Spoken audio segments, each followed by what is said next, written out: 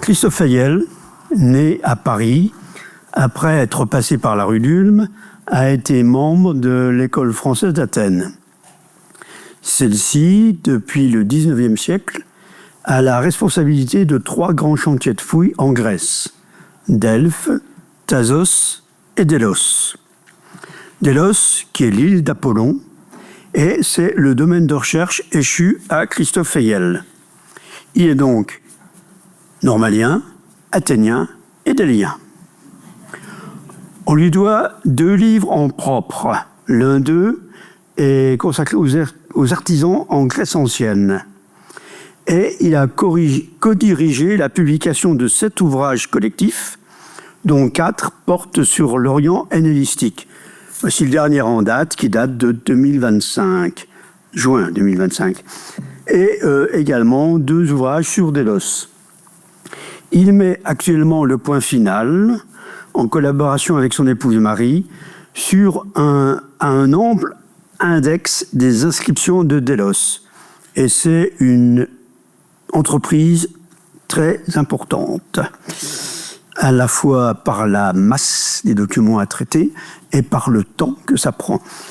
À la rentrée de septembre 2007, il a été nommé à la chaire d'histoire grecque de Nancy, où il réside. Il est donc normalien, athénien, délien et nancéen. Depuis 2021, il est directeur de l'équipe de recherche SAMA, Sciences de l'Antiquité et du Moyen-Âge de l'Université de Lorraine. Et à ce titre, il apporte tous ses soins à enrichir la bibliothèque spécialisée du centre Édouardville, créée en 1982, et qui compte aujourd'hui 44 000 volumes, ce qui est pas mal pour une petite université de province. Christophe Fayel, à vous la parole pour 40 minutes. Merci, Monsieur Odo. Alors oui, nous parlerons aujourd'hui de Délos. Délos qui, peut-être, je n'en sais rien, ne dit peut-être plus grand-chose à un grand public cultivé. Alors, à défaut d'en être certain, on rappellera d'entrée de jeu, en introduction, un certain nombre de données concrètes sur cette île. Alors... Ah, ça commence bien. Alors... Voilà. Rappelons d'abord que Délos est situé au cœur de cet archipel égéen qu'est l'archipel des Cyclades. Et Délos en est approximativement au centre. Point remarquable de toutes ces Cyclades, Délos est la plus petite, comme les anciens l'avaient bien noté. Elle s'étend, comme peut le montrer une carte... Alors, voilà, ça y est, j'ai compris. Elle s'étend du nord au sud sur environ 5 km et d'est en ouest sur environ, au mieux, 1300 mètres. Et sa seule éminence qui est figurée sur la carte que vous avez ici est le mont Sainte qui culmine à 112 mètres. Alors la carte vous donne déjà une idée du relief qui est celui de Délos, relief fondamentalement de collines, avec des reliefs qui sont généralement doux, tout simplement parce qu'ils ont été marqués, et ils sont marqués par l'érosion éolienne. Alors cette île a connu une histoire assez mouvementée dans l'Antiquité. Voici quelques dates pour fixer un cadre chronologique. Délos, chez les anciens, est connu pour avoir été le lieu de naissance d'Apollon et d'Artémis, les divinités jumelles. Le sanctuaire commence à se développer à partir du 7e siècle avant notre ère, et il semblerait que ce développement se soit fait sous l'impulsion de l'île voisine de Naxos. Au siècle suivant, les témoignages archéologiques laissent penser que c'est une autre île voisine, Paros, qui contrôle le sanctuaire. À la fin du VIe siècle, les Athéniens, toujours entreprenants, commencent à s'intéresser à l'île Sainte et pour finir, eh bien, entre 478 et 314, les Athéniens contrôlent de manière étroite l'île et les biens sacrés, les richesses qui appartiennent à Apollon. Il y avait, à cette époque-là, sur l'île elle-même, une petite communauté civique qui aurait bien voulu vivre en toute indépendance, loin de cet étroit contrôle athénien. De ce point de vue-là, les troubles qui suivent la mort d'Alexandre le Grand en 323 eh bien, sont une bénédiction pour ces Déliens qui, en 314, arrivent, en profitant d'un certain nombre de soubresauts, arrivent à obtenir leur indépendance. Et cette indépendance, ils la conservent très précisément jusqu'en 167 avant notre ère. À cette époque-là, le Sénat romain, désireux de récompenser les Athéniens pour leur fidélité, eh bien, décide de donner aux Athéniens ce qu'ils veulent, et ce qu'ils veulent, c'est Délos. Donc à partir de 166, les Athéniens, après avoir chassé purement et simplement les Déliens, installent une colonie athénienne qui prospère tout simplement parce que il y avait un cadeau supplémentaire fait, j'allais dire, aux Athéniens et aux gens de la région. Délos obtient le statut de port franc et l'exemption de taxes attire énormément de commerçants de toutes origines et en particulier des commerçants orientaux, notamment des Phéniciens. Cette prospérité délienne, que l'archéologie a bien mise en valeur, cesse brutalement avec les guerres mithridatiques en 88 et en 69, avec une série de pillages dus à des pirates. Alors pourquoi ces pillages mettent-ils fin à la prospérité délienne ? Précisément parce que Délos était le lieu de naissance d'Apollon et d'Artémis, eh bien, elle bénéficiait d'un statut particulier. C'était une île sainte et porter la main sur Délos et ses richesses aurait tout simplement été, à l'époque, considéré eh bien, comme profondément sacrilège.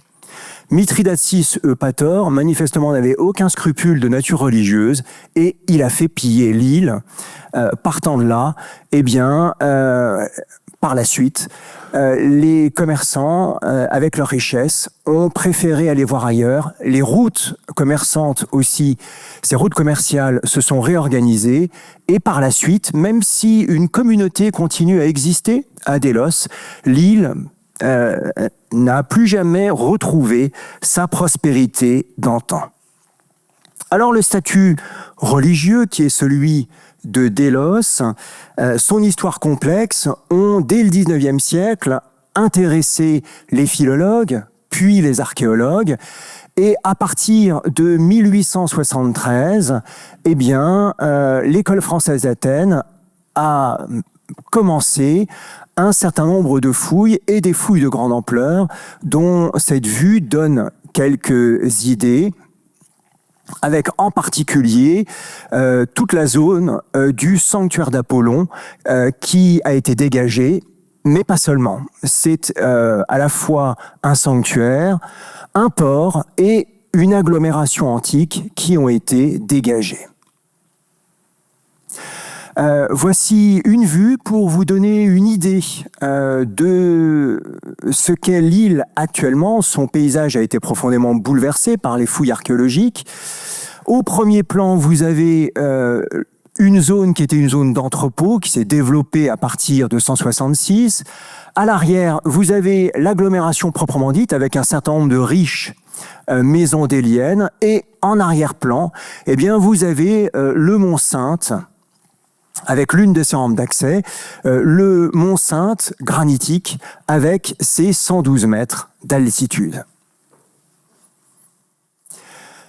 Voici le plan qui est celui des fouilles de Délos et nous utiliserons ce plan tout simplement parce que l'étude des inscriptions est inséparable à la fois de la philologie mais aussi des recherches archéologiques. Donc comme vous le voyez, vous avez d'abord toute une zone qui est celle du sanctuaire d'Apollon et également autour du théâtre s'est construit toute une agglomération avec un tissu urbain qui s'étalait en gros du port jusqu'au théâtre. Alors, on évoquera ici les inscriptions. On évoquera ici les inscriptions et on cherchera à vous donner une idée de la richesse de ces textes. Richesse et surtout grand nombre de ces textes, puisque l'archéologie délienne a produit plus de 2900 inscriptions de toutes époques, de tous ordres et de longueurs très diverses, des inscriptions dont la très grande majorité a été réunie sous forme de corpus, ce qui en facilite l'étude et permet d'en souligner la richesse. Alors, il s'agit, j'en ai bien conscience, d'études assez austères. Comme le disait mon maître Jean Bousquet, l'épigraphie est la reine des batailles, mais elle n'est pas montrable aux touristes. Et il avait raison. Il avait raison, et donc on s'efforcera ici, pour vous présenter l'épigraphie délienne et ses richesses, d'aller du plus concret au plus abstrait, des données matérielles aux données proprement philologiques et historiques, en commençant d'abord par présenter les supports des inscriptions, également aussi leur lieu d'exposition, et puis enfin, leur contenu. Premier point, les supports des inscriptions. C'est une banalité que de l'affirmer. Une inscription est toujours gravée sur un support. Et surtout dans les Cyclades, comme support, on songera naturellement à une stèle, et à une stèle de marbre blanc, production cycladique par excellence. Ce qui est assez remarquable, c'est que c'est loin d'être le seul support utilisé dans l'île. Les habitants de l'île, au cours de l'histoire, en ont utilisé bien d'autres qu'il est intéressant de passer en revue. Alors, commençons par le plus simple. Eh bien, il y a tout simplement le rocher.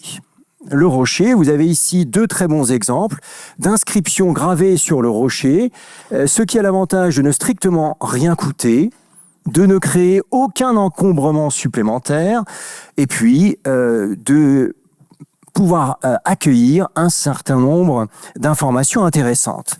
Vous avez ici deux rochers inscrits, l'un qui porte l'inscription Athénaes Organes, qui a été gravé sur un rocher situé sur le versant occidental du Mont Sainte.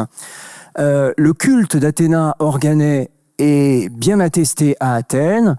La gravure des textes indique approximativement le 5e siècle et on peut se demander si cette inscription n'est pas un témoignage parmi d'autres de la présence athénienne dans l'île à cette époque-là.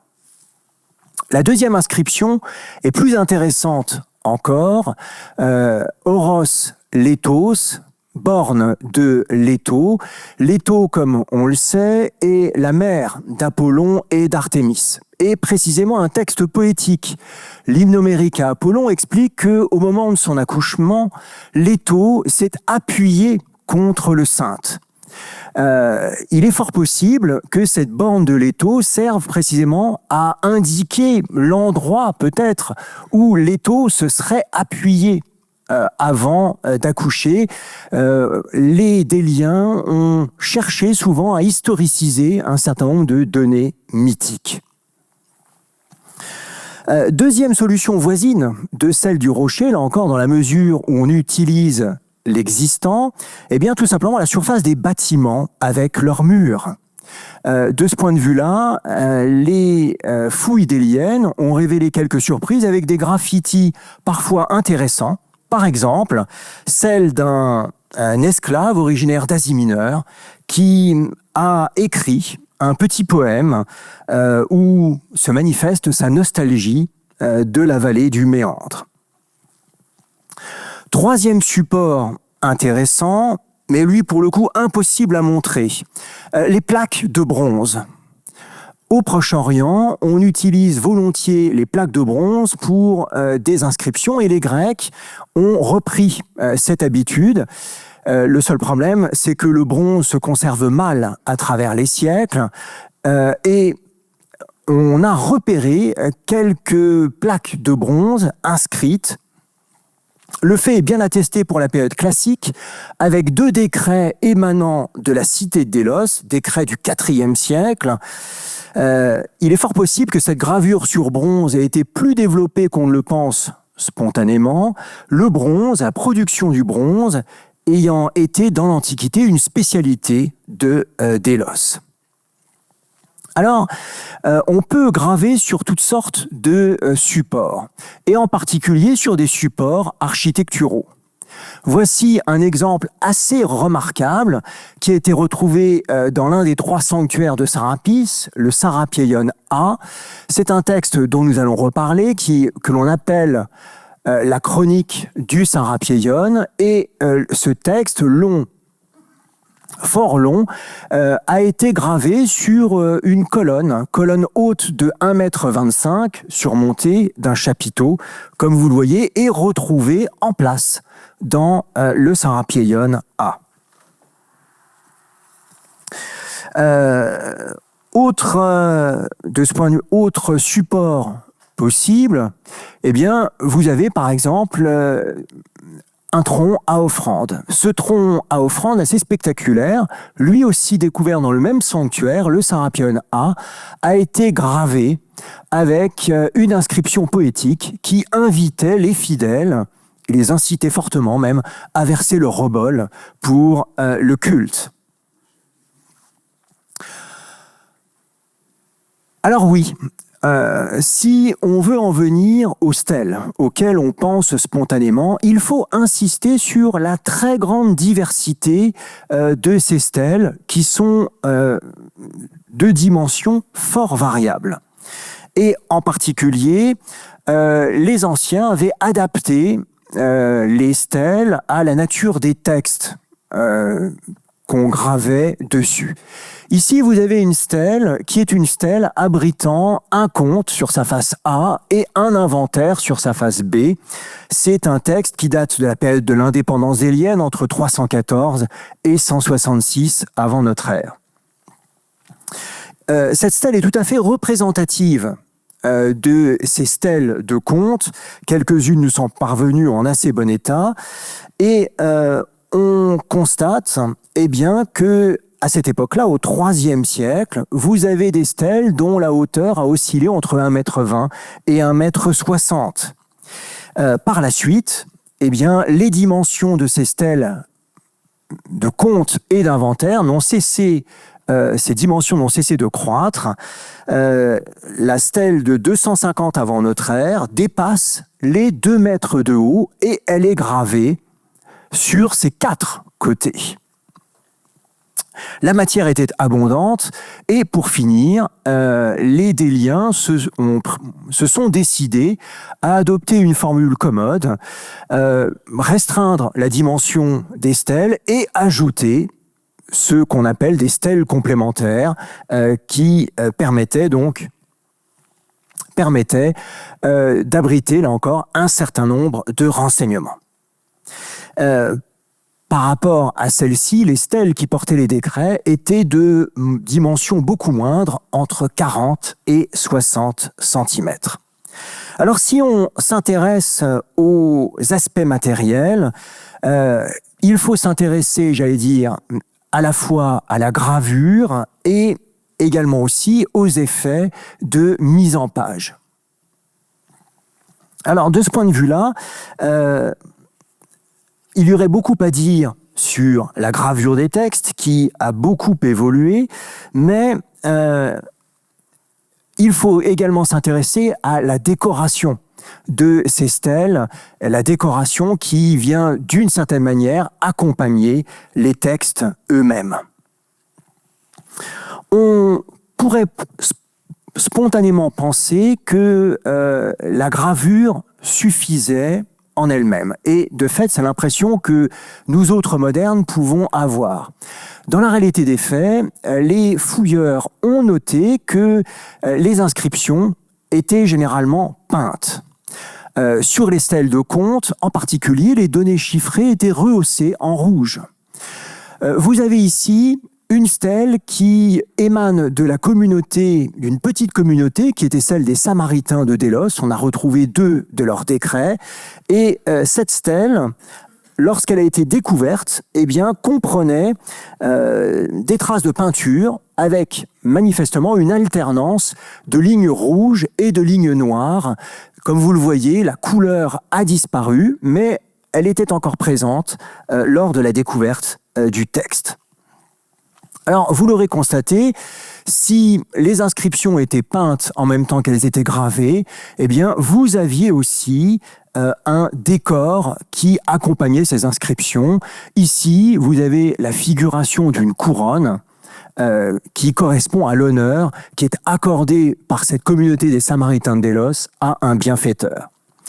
Alors, dans certains cas, vous avez pu avoir de véritables programme iconographique. C'est le cas par exemple sur cette petite stèle qui porte un poème dû à un poète du nom d'Apollonios. La stèle elle-même est pourvue d'un fronton et sur ce fronton, eh bien, on voit au centre ce qui était un disque solaire. On voit également à gauche de ce disque solaire une étoile et à droite un croissant lunaire. Et ce décor a été fort judicieusement mis en relation avec ce décor cosmique a été mis en relation avec les œuvres de ce poète qui manifestement avait une grande dévotion pour les divinités égyptiennes, souvent présentées à cette époque comme maîtres du cosmos. Donc voilà ce que l'on peut dire sur les inscriptions dans leur matérialité, avec leur support. Il faut ensuite songer naturellement à l'intérêt de ces documents. Ils n'ont pas été, cela va de soi, gravés pour nous au XXIe siècle. Non, les anciens les gravaient tout simplement pour eux, pour leurs contemporains, pour communiquer un message. Encore fallait-il que ces inscriptions puissent être vues. Et à propos des textes, des liens, la grande question qui se pose est tout simplement celle de l'exposition des textes. Où ces textes étaient-ils érigés ? Alors la question du lieu d'exposition nous occupera à présent. De ce point de vue-là, c'est la diversité qui semble dominer, puisque des textes, on en a retrouvé un peu partout à l'occasion des fouilles archéologiques à Délos. Il faut, cela dit, distinguer 2 points. Il y a le lieu de découverte et il y a le lieu d'exposition des textes. Or, ces 2 réalités ne se confondent pas toujours. On a retrouvé un certain nombre de textes en place, mais d'autres ont pu bouger. On parle volontiers de pierres errantes en épigraphie. Un certain nombre ont pu bouger, et un texte aussi important que le décret émanant de la communauté des Poséidonias de Berytos a été retrouvé en 1930 en Écosse, bien loin de Délos. Alors, derrière cette apparente diversité, on peut quand même repérer une typologie des textes. Si on regarde les lieux d'exposition, le lieu qui a incontestablement été privilégié par les Déliens et par les Athéniens ensuite a été le sanctuaire d'Apollon. Vous l'avez en rouge sur cette diapositive. C'est lui qui, manifestement, a attiré à lui, si l'on peut dire, le plus d'inscriptions. Pour une raison qui est simple, c'est que dans l'Antiquité, tout sanctuaire, dès lors qu'il est fréquenté par des pèlerins, eh bien, peut servir de lieu d'exposition. Lieu d'exposition pour des textes officiels, et notamment pour des décrets gravés par la cité de Délos entre 314 et 167 avant notre ère. Les Déliens ont volontiers exposé là des décrets, et la difficulté qui, de manière immanquable, devait se poser a été le problème de l'accumulation des stèles. Alors, À partir du moment où les stèles s'accumulaient, à partir du moment aussi où c'était des documents de référence, eh bien, on pouvait avoir du mal à les retrouver. Et dans certains cas, eh bien, on s'aperçoit que lorsqu'un même personnage bénéficiait d'honneurs supplémentaires, eh bien, les Déliens le disent eux-mêmes, ils regroupaient volontiers les textes qui concernaient la même personne. Outre les décrets, les Déliens ont installé dans le sanctuaire d'Apollon, dont vous avez ici une vue aérienne, les Déliens de l'indépendance ont installé les stèles de compte et d'inventaire dont je parlais tout à l'heure, qui posaient quand même un certain nombre de problèmes de stabilité. Et pour y remédier, eh bien, les Déliens les ont installés sur des porte-stèles à proximité du sanctuaire d'Apollon. Alors la cité de Délos n'a pas été la seule entité publique à ériger des inscriptions dans le sanctuaire d'Apollon. Il y a eu, à partir de la fin du IVe siècle, un autre organisme, une confédération, la Confédération des Insulaires, dont faisait partie la cité de Délos, qui, elle aussi, a érigé des inscriptions dans le sanctuaire. Alors, beaucoup de ces textes n'ont pas été retrouvés en place. Une dédicace laisse à penser que autour de la base 25 se trouvait un certain nombre de documents, et c'est dans cette zone du sanctuaire que la Confédération des Insulaires a pu ériger un certain nombre de textes.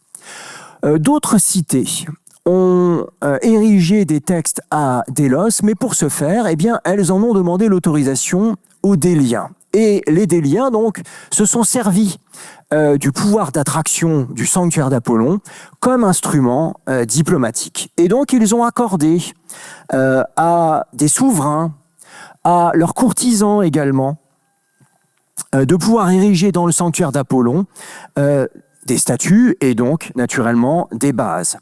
Des cités ont pu ériger des textes qu'elles jugeaient importants. Ainsi, une cité du Ponteuxin, Cyzique, a pu ériger le texte d'un oracle delphique, lui accordant le statut de cité sacrée.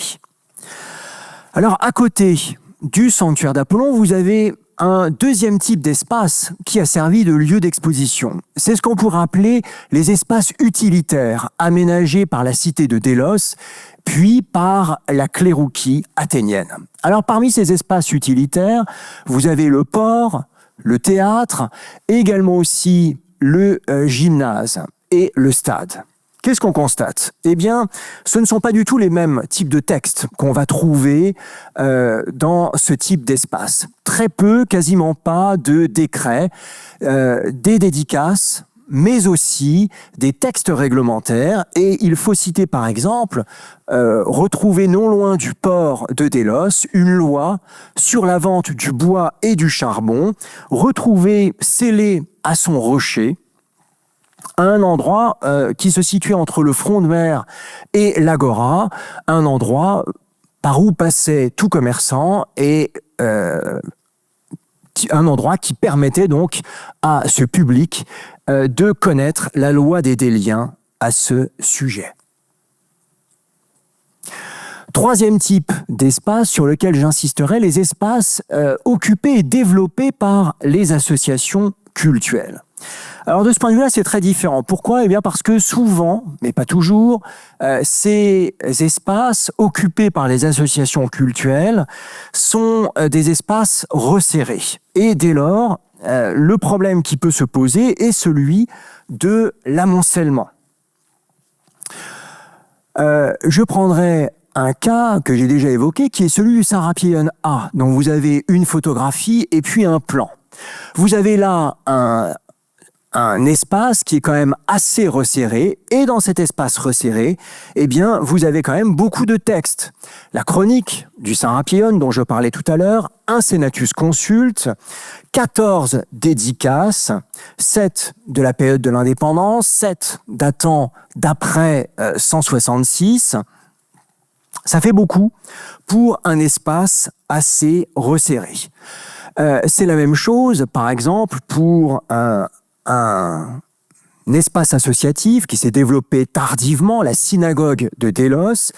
Dans cette synagogue, on a quand même retrouvé 6 dédicaces et à proximité, donc, ces 2 décrets émanant de la communauté des Samaritains.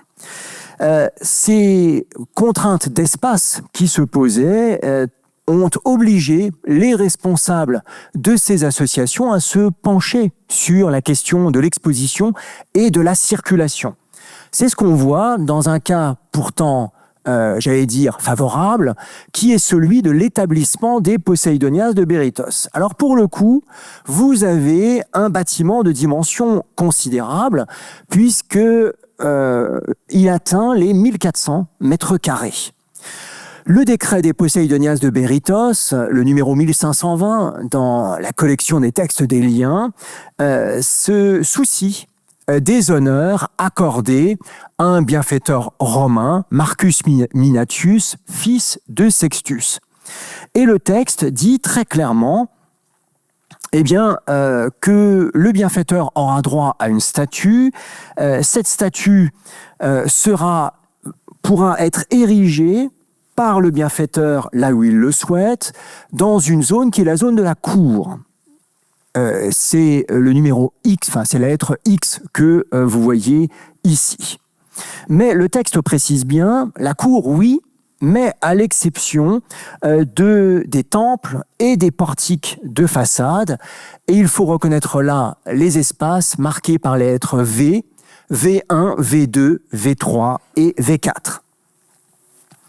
Les Poseidonias ont aussi accordé un portrait peint à leur bienfaiteur et ils ont même détaillé le texte de la dédicace qui doit être la même sur la base de la statue et sur le portrait peint. Le but est à la fois d'honorer le bienfaiteur, mais en même temps de rendre possible une bonne circulation à l'intérieur des espaces. Vous l'aurez vu, en nous intéressant à la question de l'exposition des décrets, on est amené à s'intéresser à leurs auteurs, tout simplement, aux puissances émettrices. Et puis donc, naturellement, il faut se poser la question du contenu des documents. Alors là encore, c'est l'impression de foisonnement qui l'emporte dans un premier temps. Quand on regarde les choses un peu plus froidement, qu'est-ce qu'on a dans l'épigraphie délienne ? En réalité, on a 2 types de textes. Vous avez d'abord des textes qui demeurent isolés, mais qui sont très riches. Première catégorie. Et puis, deuxième catégorie, de véritables massifs ou dossiers épigraphiques, comme on pourrait les appeler. Alors, pour illustrer cette première catégorie, je reviendrai à nouveau à la chronique du Sarapieion. Une chronique qui, je le disais, porte 2 textes différents. D'abord, de la ligne 1 à la ligne 28, vous avez un texte en prose, j'allais dire très factuel. Et puis à partir de la ligne 29 jusqu'à la ligne 94, vous avez un texte poétique. En apparence, l'histoire est la même. Alors le texte que vous voyez ici dit les choses bien simplement. Vous avez un prêtre de Sarapis, d'origine égyptienne, mais dont le nom est parfaitement grec, Apollonios, qui est le petit-fils du fondateur du culte. À la demande du dieu lui-même, alors qu'il n'est pas d'Élien, il achète un terrain pour construire à Sarapis un sanctuaire en bonne et due forme. Auparavant, clairement, le culte se faisait dans un cadre domestique. Alors, cette action, cette ambition d'Apollonios pour son dieu se heurte naturellement à des résistances. Résistances bien compréhensibles dans la mesure où Apollonios n'était pas citoyen de la cité de Délos et où il ne bénéficiait pas du droit de pouvoir acheter une propriété foncière. Donc il y a eu un procès et j'allais dire, l'ensemble de l'affaire se termine bien. Le dieu lui a annoncé son triomphe et effectivement, le dieu a triomphé. La version en prose est celle-ci. la version poétique reprend en gros le même canevas, la même histoire. La fondation du culte, puis ensuite la volonté de créer un sanctuaire en bonne et due forme, des résistances et la victoire finale. Mais la version poétique est beaucoup plus riche et tout à fait différente. L'auteur donne son nom, un certain Maïstas, et l'auteur utilise pour retracer cette histoire un vocabulaire qui est un vocabulaire poétique de type homérique. Ce qui d'ailleurs ne lui a pas facilité la tâche, car, comme vous le savez, le monde homérique ne connaît pas la monnaie. Et donc, Maïstas a eu fort à faire pour raconter en termes poétiques comment le desservant a acheté, en bonne et due forme, un terrain pour son dieu. Ce qui est assez intéressant, c'est que Maïstas mentionne un certain nombre d'apparitions, un certain nombre d'épiphanies divines, qui sont des épiphanies nocturnes, et puis surtout, il décrit en détail le miracle opéré par Sarapis lors d'un procès qui se tient devant la population, miracle puisque les adversaires du dieu sont frappés de mutisme. Alors ce texte a été utilisé et est toujours très utilisé à propos de la question de la diffusion des cultes orientaux, des cultes d'origine égyptienne dans le monde grec.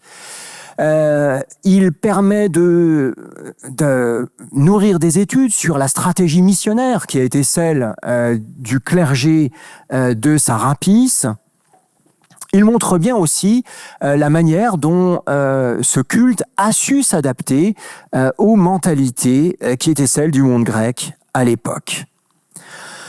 Premier type de texte, donc, ces textes remarquables, mais quelque peu isolés. Deuxième type de texte, au contraire, eh bien, ces textes qui constituent de véritables séries.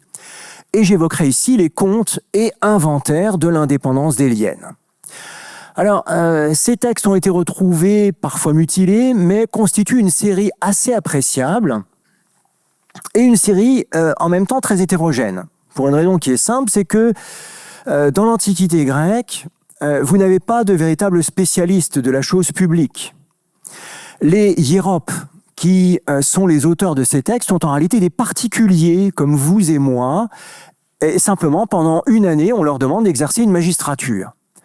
La loi de Délos leur imposait, à la fin de leur magistrature, de publier leurs comptes. Et puis c'est tout. Donc chacun a interprété la loi à sa manière. Certains comptes, ceux du début de l'indépendance, sont très secs. À mesure qu'on avance dans le temps, les textes sont de plus en plus détaillés, avec de véritables chapitres qui apparaissent.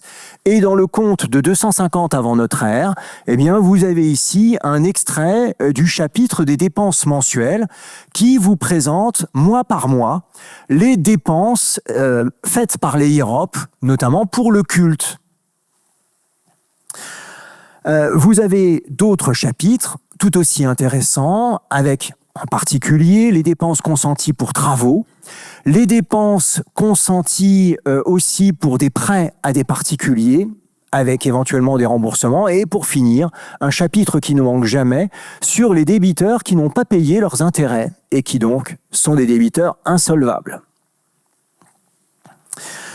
Ce type de document a nourri des études à la fois sur la topographie de Délos, mais aussi naturellement sur les prix et les salaires, pour autant qu'on puisse les reconstituer grâce à ces données chiffrées qui sont véritablement très nombreuses.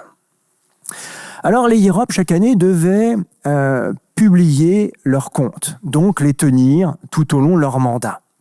Et c'était déjà assez lourd pour une magistrature. Mais la loi de Délos allait plus loin, puisqu'elle leur imposait également de publier des inventaires des domaines sacrés.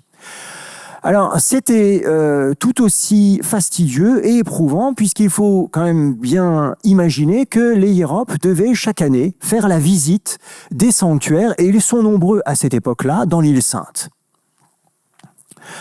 Alors, chance pour eux, ils pouvaient quand même s'appuyer sur le travail de leurs prédécesseurs. C'est-à-dire qu'en allant visiter un sanctuaire, ils commençaient déjà par regarder les minutes laissées par leurs prédécesseurs sur le contenu du temple d'Apollon ou de tel sanctuaire. Et à partir de là, eh bien, ils rédigeaient ensuite leurs propres inventaires en notant notamment les dégradations des offrandes, souvent des offrandes métalliques, attaquées par le climat de l'île et en particulier par le sel. Ces textes sont particulièrement intéressants, notamment par le vocabulaire qui s'y déploie, avec un vocabulaire qui est bien souvent d'ordre technique. Les termes techniques y sont particulièrement nombreux, et puis surtout des textes qui sont particulièrement intéressants dans la mesure où les variations de vocabulaire sont extrêmement nombreuses, même si on s'inspire toujours des inventaires des prédécesseurs, il n'y a rien à faire. Chacun, d'une certaine manière, y laisse sa marque. Je ne prendrai ici, dans cette dernière diapositive, qu'un seul exemple pour vous montrer l'intérêt, mais aussi les difficultés que posent les inventaires déliens.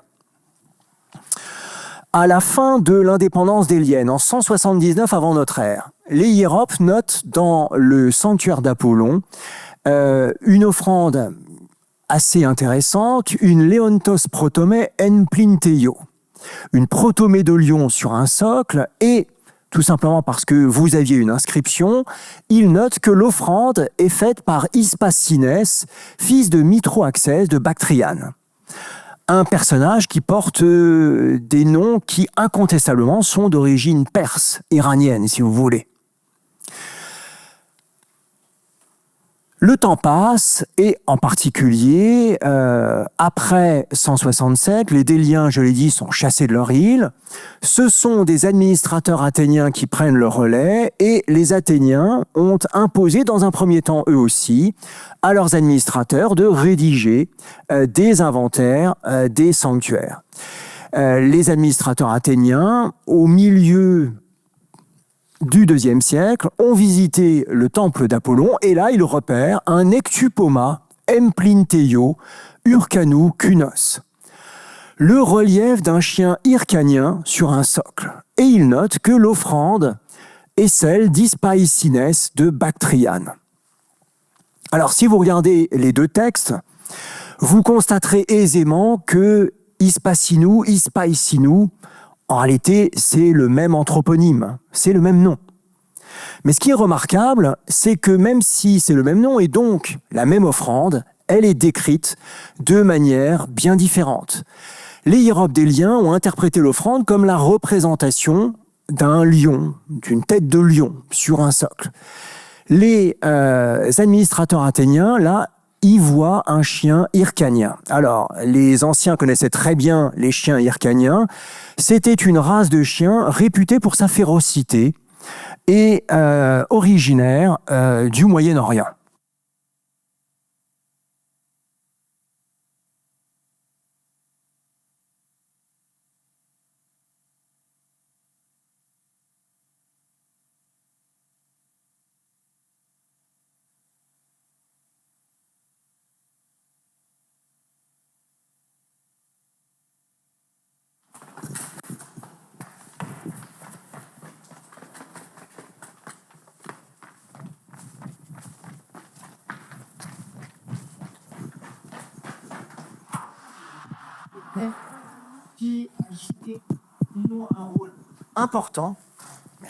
Qui a joué un rôle important, tout simplement, dans la vie quotidienne de la Délos antique. Des textes extrêmement nombreux, gravés sur des supports divers, qui servaient aussi bien aux habitants de l'île qu'à ces pèlerins qui ont été nombreux, car Délos a été, dans l'Antiquité païenne, un lieu de pèlerinage. Des textes qui n'ont pas été disposés au hasard, mais en fonction de la place disponible, des sens de circulation, des choix opérés aussi par les rédacteurs de ces textes. Une épigraphie riche, avec à la fois des textes longs, mais isolés, sans parallèle, et aussi de véritables dossiers épigraphiques, comme le sont les contes et les inventaires des liens, que j'ai essayé de vous présenter. Je vous remercie de votre attention.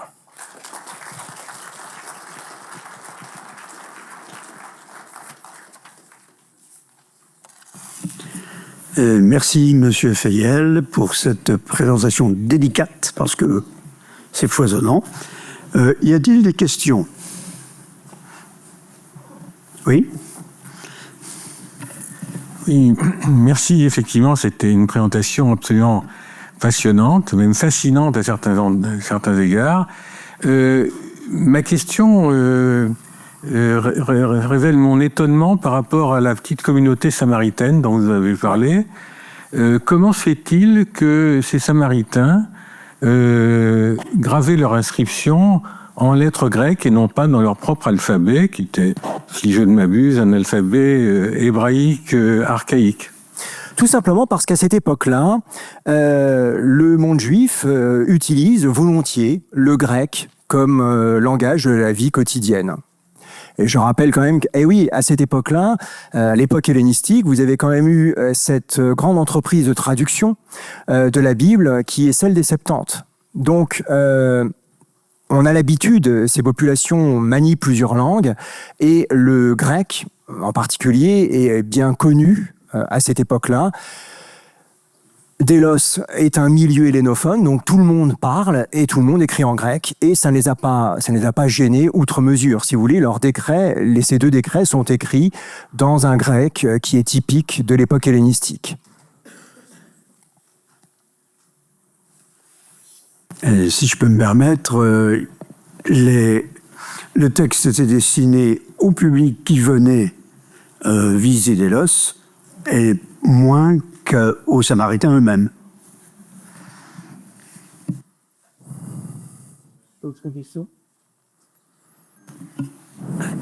Merci pour cet exposé qui m'a beaucoup intéressée. J'avais aussi été intéressée par la façon dont René Oudot, il y a quelques années, nous avait présenté la façon de récupérer les textes pour les archéologues.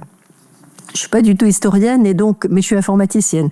Et donc, ma question, c'est est-ce que l'ensemble de ces textes, ou en partie, ont déjà été numérisés? Et si oui, est-ce que vous pouvez obtenir, ou vous en servez pour obtenir des renseignements que vous n'aviez pas avant? Alors, de ce point de vue-là, c'est un peu une course contre la montre. C'est une course contre la montre pour une raison qui est simple, c'est que l'immense majorité des textes est conservée à Délos même, et que Délos est entouré par l'océan, enfin la mer Égée. Les anciens eux-mêmes avaient quand même noté que le sel attaquait beaucoup de choses, déjà les métaux, mais aussi les pierres.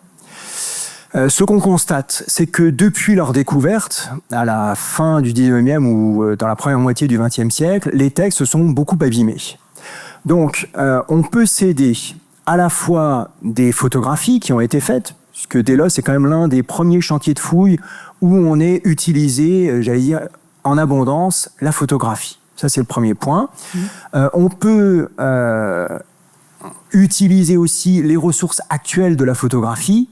Et donc, ces photographies, naturellement, on peut les numériser. Sur le site de l'École française d'Athènes, vous avez un outil qui est assez commode, qui s'appelle Archimage, qui permet de voir un certain nombre de textes des liens et de faire des vérifications, le cas échéant. Et puis, outre, j'allais dire, aller voir les pierres elles-mêmes, on peut disposer, et M. Oudot en avait peut-être parlé à ce moment-là, quand il avait parlé il y a quelques années, tout simplement des ressources que peuvent offrir les estampages. C'est-à-dire ces empreintes avec du papier buvard qui, quand ces estampages sont anciens, sont quand même vraiment très utiles puisqu'ils permettent de voir les traces de caractère qu'on ne voit plus. Alors, dans le cadre des comptes et inventaires que j'évoquais tout à l'heure, on n'est pas aidé dans la mesure où il y avait énormément de textes à faire graver et où clairement les anciens ont essayé de faire des économies. Donc, ils ont payé des tarifs pour la gravure qui, clairement, correspondait à une gravure généralement négligée. Une gravure négligée, après les outrages du temps, quand vous ajoutez tout ça, vous voyez bien les difficultés qui ont pu se poser et qui se posent toujours pour la lecture et la compréhension des textes. Merci. Je pourrais apporter une ou deux précisions sur ce point. ça rapportait plus de débarrasser les fientes dans les temples que de graver les inscriptions. Pratiquement, hein. Bon. Et voilà, donc... alors, d'autre part, les fouilles nous permettent d'avoir accès au texte, mais en même temps, en sortant les textes de terre, elle les livre au risque de se dégrader. Tant que les inscriptions restaient enfouies, c'était bien, elles ne bougeaient pas. Mais enfouies, elles manquent un peu d'intérêt.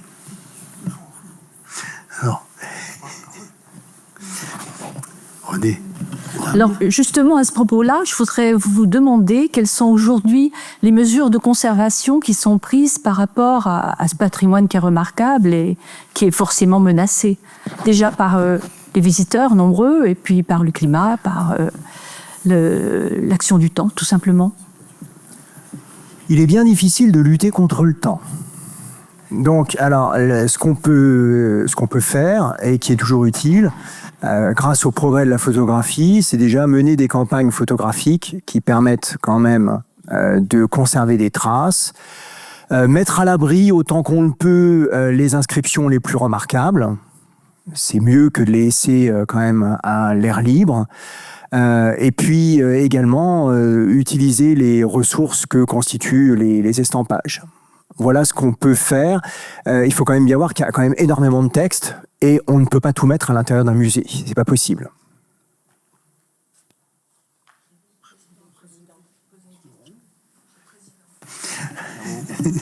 Merci. Merci pour cette présentation absolument passionnante. Moi, je me pose j'ai deux questions qui sont reliées. La première, c'est est-ce qu'il n'y a aucun problème de datation? Est-ce que toutes les inscriptions sont datées? Est-ce qu'à partir de l'ensemble de ces inscriptions, on peut... quel est le rôle de ces inscriptions pour reconstruire l'histoire de la communauté, de la vie sur cette île?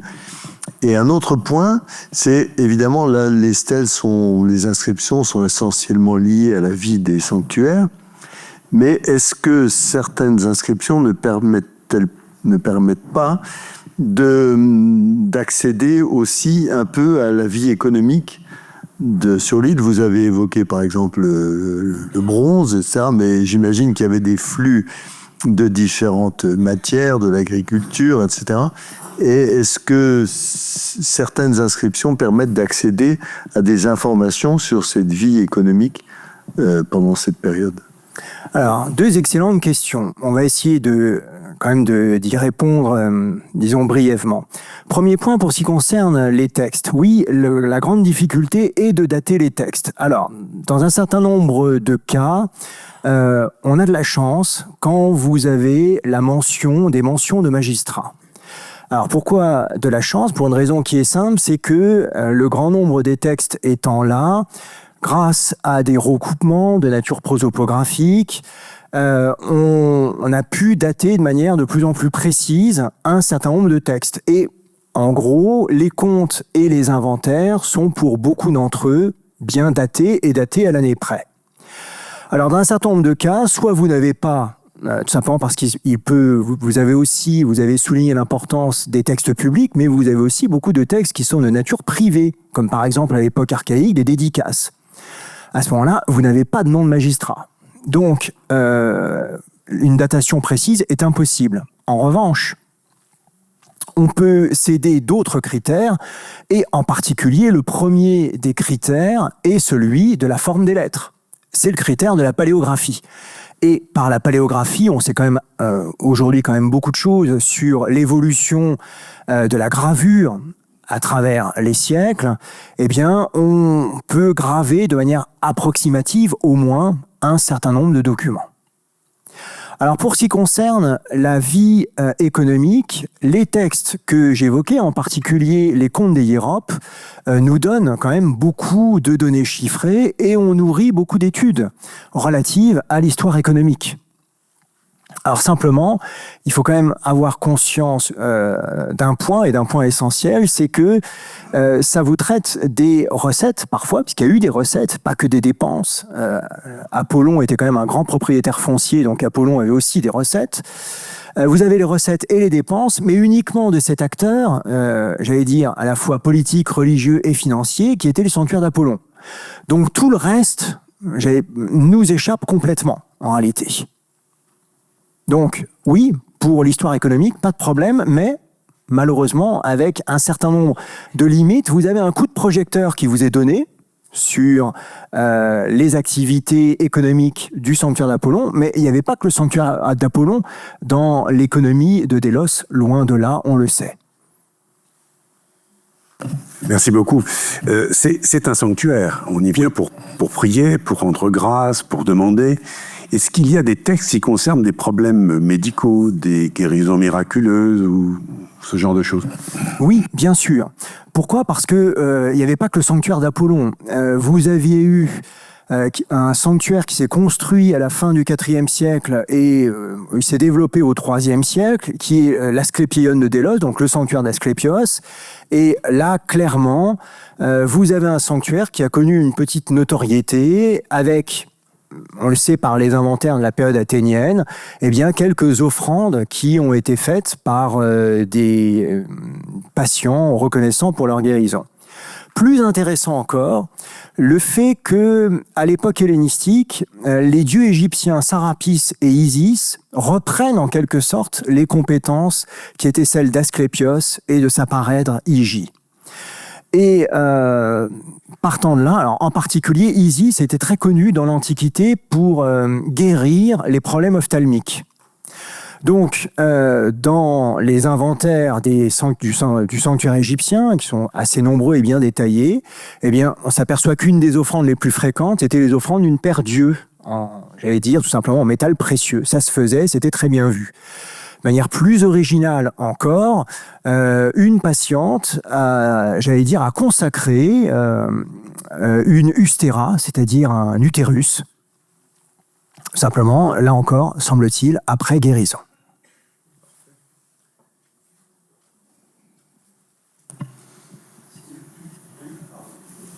Il me semble que vous avez fait allusion tout à l'heure à la difficulté de déchiffrage de certaines inscriptions. Est-ce qu'à cet égard, l'intelligence artificielle peut être d'une aide? Ça ne me paraît pas évident. Ou plus exactement, la seule chose qu'on m'a montré de l'intelligence artificielle, c'est qu'avec l'intelligence artificielle, sur photo, vous pouvez effacer une inscription. Donc je ne vois pas trop l'intérêt.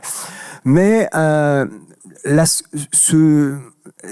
grande difficulté qu'on peut rencontrer quand on essaye de déchiffrer les textes, ce sont les jeux de la pierre. C'est-à-dire qu'on peut très facilement prendre, des traces que vous avez sur la pierre, on peut les confondre parfois avec ce qu'aurait gravé un lapicide. De ce point de vue-là, peut-être, l'intelligence artificielle pourrait aider en essayant de montrer d'un côté ce qui est naturel et puis de l'autre ce qui peut être œuvre humaine. Mais dans un certain cas, les pierres sont vraiment parfois très très abîmées et ça n'est franchement pas évident.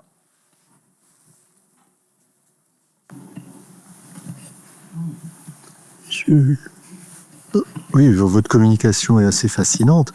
Dans des temples, on s'attend à trouver des ex-voto. Mais là, on avait l'impression que ça allait beaucoup plus loin, qu'il y avait peut-être la comptabilité du droit coutumier. Mais l'apogée de Délos était peu ou prou après Alexandre le Grand. Donc, il y a dû y avoir d'énormes mouvements au sein de l'Asie mineure. Et c'est un petit peu étrange quand même, cette histoire de Samaritains. Est-ce qu'il y a eu une importation de coutumes d'Asie mineure, ou est-ce que c'était grec par essence? La question est très juste, mais vous attirez, et et vous avez raison de le faire, sur cette période de l'histoire du monde grec qui est la période hellénistique, après 323, après la mort d'Alexandre. Et ce qui caractérise de manière générale cette période, c'est une intense mobilité. Dans le cas de Délos, cette mobilité, elle est déjà attestée du temps de l'indépendance délienne, entre 314 et 166, et en particulier, le port de Délos a commencé à attirer un certain nombre de commerçants. Et puis ensuite, cette mobilité est devenue de plus en plus importante, avec une mobilité qui a pu concerner des individus. Alors j'évoquais le cas de cet esclave qui était originaire de la vallée du Méandre en Asie mineure, mais ce qui est assez intéressant dans le cadre de Délos, c'est que clairement, ça manifestement concernait aussi des communautés. Je parlais tout à l'heure des Poséidonias de Bérytos. Bérytos, c'est l'actuel Beyrouth, tout simplement.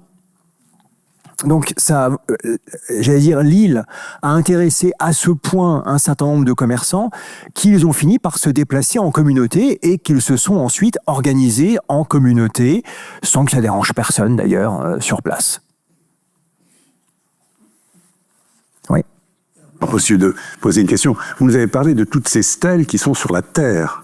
Bon, il y a eu certainement des séismes, il y a eu des mouvements importants. Est-ce qu'on a retrouvé des choses dans l'eau, dans le port? Alors, des séismes, en fait, il y en a peu. Très peu à Délos. Les Déliens étaient prudents. Alors, ils rendaient un culte à Poséidon Asphaléios, qui apportait la sécurité, parce qu'on n'était jamais trop prudent. Mais il n'y a quasiment jamais eu de tremblement de terre à Délos. Là où on est, c'est assez stable. Donc ça, c'est le premier point.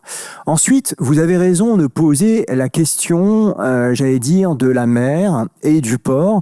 Et de ce point de vue-là, il y a d'une certaine manière une mauvaise surprise. Alors, une bonne et une mauvaise surprise. La bonne surprise, c'est que, alors qu'on pensait que le rivage avait toujours été stable à Délos, les géomorphologues ont pu montrer au début des années 2000 qu'en réalité il n'en était rien.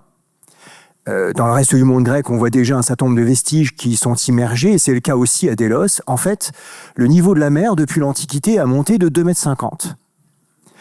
Donc il est bien évident que vous avez sous l'eau certainement un certain nombre de choses. Ça, c'est la bonne nouvelle. En revanche, il y a une mauvaise nouvelle, qui est que quand on a fouillé Délos, j'allais dire, comme toujours, quand on fouille, le vrai problème qui se pose, évidemment, celui de l'étude des vestiges, tout ce que vous pouvez imaginer, non, mais en fait, le vrai problème qui se pose, le problème diriment, c'est qu'est-ce qu'on fait des déblais ? Et la réponse a été trouvée très rapidement. On a utilisé pour ça celle qui est la poubelle de l'humanité, à savoir la mer. Donc, ouais, mais donc on a acheté les déblais, pas trop loin tant qu'à faire. On n'allait pas aller en pleine mer pour les jeter, non. Les acheter à proximité. Donc ça voudrait dire, si on voulait vraiment faire les choses bien, qu'il faudrait déjà évacuer les propres déblais qui ont été installés par les fouilles, très certainement, pour retrouver un certain nombre de vestiges intéressants. C'est certain.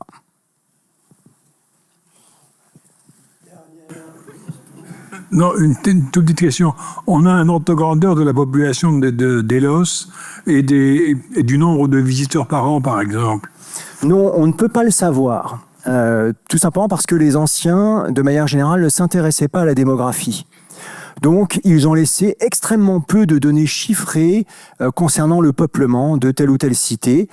Par recoupement, on sait que au cours de la période de l'indépendance, entre 314 et 166, la population civique, c'est-à-dire le nombre de citoyens, et c'était quand même une minorité, mais le nombre de citoyens a dû osciller, semble-t-il, entre 1200 et 2000.